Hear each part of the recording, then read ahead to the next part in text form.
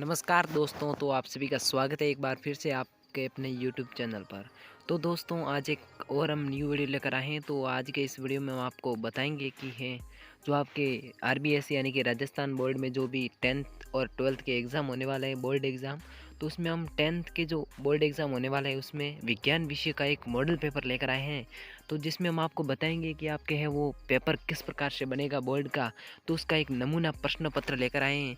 तो आज हम इसमें बताएंगे कि आपके वो प्रश्न है वो किस टाइप्स के आते हैं और आपको उसके आंसर है वो किस टाइप से लिखना है। तो वीडियो में लास्ट तक बने रहे और वीडियो को लाइक करना न भूलें, और चैनल पर न्यू है तो चैनल को सब्सक्राइब जरूर से कर दें। तो चलिए वीडियो को स्टार्ट कर देते हैं। तो ये है माध्यमिक परीक्षा 2024 जो भी आपके होने वाली है 2024 में, जो बोर्ड एग्ज़ाम कक्षा 10वीं की, ठीक है। तो उसमें हम विज्ञान विषय का लेकर आए हैं जो आपके मॉडल पेपर हैं, यानी कि नमूना प्रश्न पत्र। तो इस प्रकार से है वो बोर्ड पेपर में सबसे पहले आपको विद्यार्थियों के लिए कुछ निर्देश मिलेंगे, और ये आपका पेपर है वो कुल 80 नंबर का होगा, यानी कि पूर्णांक का, और 3 घंटे और आपको 15 मिनट का कुल समय दिया जाएगा। फिर ये विद्यार्थियों के लिए निर्देश है वो आपको पढ़ लेने हैं, ठीक है। फिर उसके बाद में आपका नेक्स्ट है खंड या सेक्शन ए है वो आपका स्टार्ट हो जाता है, जिसमें आपको वैकल्पिक प्रश्न है वो देखने को मिल जाएंगे, जिसमें आपके बोर्ड में आते ही हैं।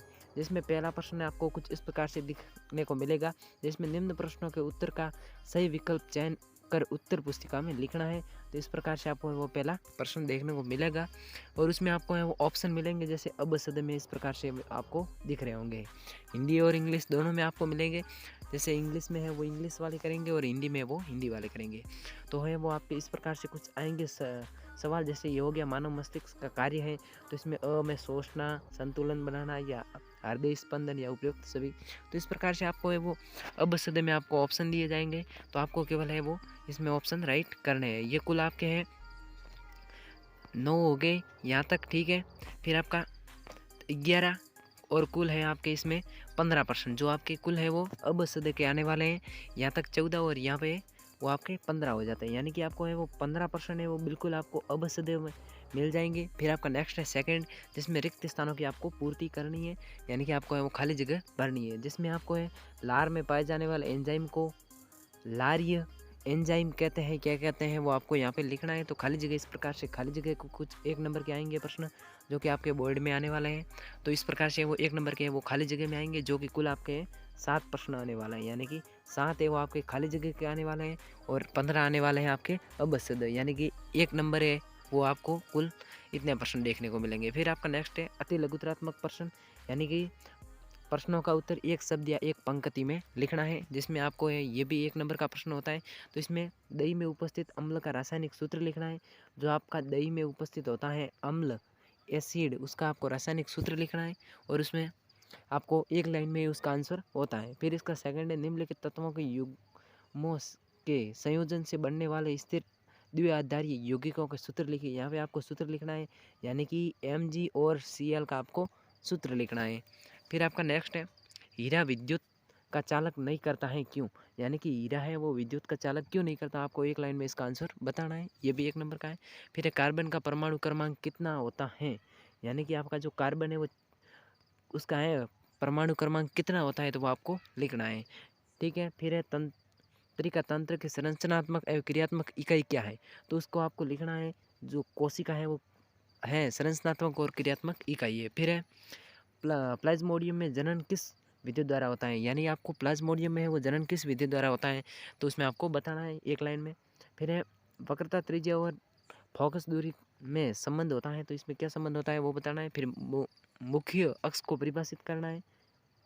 फिर क्या कारण है कि चुंबकीय क्षेत्र रेखाएं एक दूसरे को प्रतिच्छेद नहीं करती है।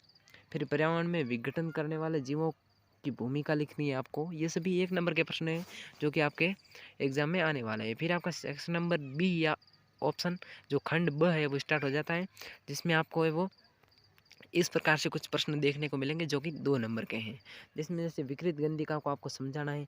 तो ये 2 नंबर का प्रश्न है, इसका आपको आंसर है कम से कम 30 शब्दों में आपको लिखना है, विकृत गंधिका की परिभाषा लिखनी है। फिर 4 प्रकार्यात्मक समूहों के नाम बताने हैं आपको। फिर मेथॉल की थोड़ी सी मात्रा का सेवन भी घातक हो सकता है, टिप्पणी लिखनी है इस पर। फिर पौधे के शरीर में पोषण कैसे होता है ये उसके बारे में बताना है। फिर सामान्य वृद्धि और लैंगिक परिपक्वता में एक दूसरे में किस प्रकार भिन्न है ये आपको बताना है। कम से 2 नंबर के प्रश्न है। फिर मादा जनन तंत्र का नामांकित चित्र बनाना है। ये इस प्रकार से आपका आएगा प्रश्न, क्योंकि इसमें मादा का भी आ सकता है, नर का भी आ सकता है, और इसके अलावा भी कुछ आपको चित्र देखने को मिल जाएंगे, जैसे पुष्प वगैरह मिल जाएंगे। फिर इसके बाद में आपका जो है वो 2 नंबर का इस प्रकार से है प्रश्न, जिसमें उत्तल दर्पण द्वारा बने प्रतिबिंब की स्थिति क्या होती है तो वो बतानी है। फिर चुंबकीय क्षेत्र की रेखाओं के गुण क्या है, तो ये सब आपके 2 नंबर के थे। फिर आपका खंड स या आपका सेक्शन नंबर है वो सी स्टार्ट हो जाता है, जिसमें आपको 3 नंबर के प्रश्न देखने को मिल जाएंगे। जिसमें पहला है, क्या होता है जब जिंक धातु को कॉपर सल्फेट में या घोल दिया जाता है तो कभी क्या होता है, तो उसके बारे में आपको बताना है। फिर तनु सल्फ्यूरिक अम्ल में जिंक धातु मिलाई जाती हैं, तो इसके बारे में दोनों में से आपको 2 करना है, और इसके अथवा में दिया गया है तो इसमें से कोई भी आपको ऊपर वाला आता है तो ऊपर वाला करना है, या नीचे वाला आता है तो नीचे वाला करना है। जिसमें इसमें दिया गया है संयोजन अभिक्रिया और वियोजन अभिक्रिया के बारे में बताना है, और उसमें वो कॉपर सल्फेट के बारे में बताना है। फिर इसका नेक्स्ट है 17वां, पादप हार्मोन से आप क्या समझते हैं और किन्हीं 2 पादप हार्मोन के नाम है वो कार्य लिखिए। इसमें आपको है वो पादप हार्मोन के बारे में लिखना है, और उसका हार्मोन कितने प्रकार के होते हैं वो लिखने हैं। या इसके अथवा मानव के अग्र मस्तिष्क के विभिन्न भागों के नाम और प्रकार कार्य लिखने हैं आपको, ठीक है। फिर मेंडल के द्विसंकर संकरण के नियम को लिखिए, अथवा में दिया गया मेंडल द्वारा प्रतिपादित पृथक्करण के नियम को लिखिए। दोनों में से किसी एक को करना है आपको, कम से कम है वो इसमें 3 नंबर मिलेंगे, ठीक है। फिर नेक्स्ट है 19वां, स्वच्छ आकाश का रंग नीला क्यों दिखाई देता है, या उसका सेकंड दिया गया, मैं वर्षा के बाद ये आकाश में इंद्रधनुष क्यों दिखाई देता है। दोनों आपको ये दिए गए हैं 19वें में, और इसके अथवा में दिए गए हैं ये 2, जिसमें टेंडल प्रभाव किसे कहते हैं और तारे टिमाते क्यों प्रतीत होते हैं समझाना है। दोनों में से किसी एक को करना है आपको, है इसमें मैक्सिमम 3 नंबर मिलेंगे, ठीक है। फिर आपका नेक्स्ट है खंड द, जिसमें आपको है वो 1+3 नंबर है, तो इसमें आपको अम्ल किसे कहते हैं उसके बारे में बताना है। फिर क्या होता है जब कोई अम्ल धातु के साथ अभिक्रिया करता है समझाइए। ये 2 आपको दिए गए 20वें में, और इसमें आपको 2 दिए गए। दोनों में से जो भी आपको आता है वो आपको कर लेना है। फिर अमीबा में पोषण विधि को सचित्र समझाइए, यानी कि सचित्र का मतलब आपको उसका है वो चित्र भी बनाना है अमीबा का, और उसको समझाना है, ठीक है। या इसका अथवा में दिए गए अमाशय में कौन सा अम्ल निकलता है। फिर अमाशय में अम्ल के 2 कार्य लिखो, क्या होगा यदि अमाशय में श्लेष्मा का स्राव नहीं होगा समझाइए। दोनों में से किसी एक को आपको करना है जो आपको आता है। फिर आपका लास्ट एंड अंतिम प्रश्न है जो आपका 22वां है, विद्युत परिपथ किसे कहते हैं, या किसी विद्युत बल्ब के तनु में से 0.5 A विद्युत धारा 10 मिनट के समय के लिए प्रवाहित की जाती है। विद्युत परिपथ से प्रवाहित विद्युत आवेश का परिमाण आपको याद करना है, या उसका अथवा में दिया गया प्रतिरोध किसे कहते हैं, किसी चालक तार का प्रतिरोध किन किन चीज़ों पर निर्भर करता है। दोनों में से किसी आपको एक को करना है, जिसमें आपको एक कम से कम है वो, और अधिक से अधिकतम है वो 4 नंबर मिल जाएंगे।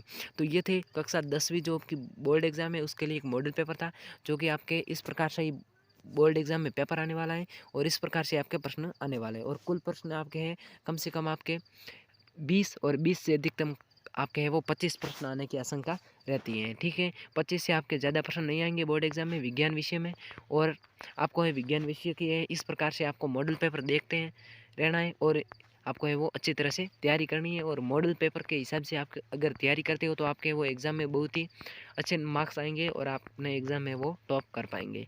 तो दोस्तों अब मिलते हैं नेक्स्ट वीडियो में, तब तक के लिए वंदे मातरम, जय हिंद।